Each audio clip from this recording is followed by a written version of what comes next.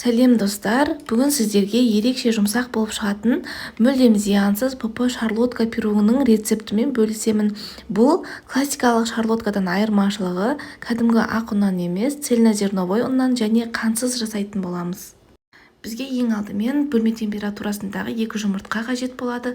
60 грамм сары май ертілген, сары май 82%-дан төмен болмауы қажет, және табиғи бір ас қасық бал қосып араластырып аламыз да. Цельнозерновой ұннан 150 грамм салып және разрыхлитель салып, тағы да араластырып аламыз.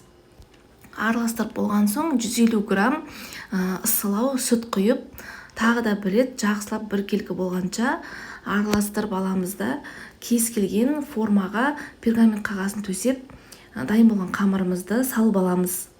Бізге салмасына 1 немесе 2 алма қажет болады. Алманың қабығынан ашып, осылай турап аламыз да, осылай әдемілеп салып шығамыз біркелкі етіп.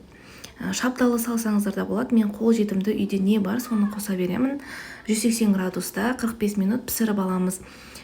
Міне біздің пайдалы әрі денсаулыққа жеңіл, еш зияны жоқ шарлотка пирогымыз дайын. Иісі енді өте керемет. Ақ ұнсыз да, қантсыз да өте керемет болып шығады. Қонақтарға жасасаңыздар да болады. В меру влажный, в меру сладкий болып, әдемі болып шығады. Сіздер де менің рецептіммен жасап, нәтижесін комментарийда бөлісіңіздер.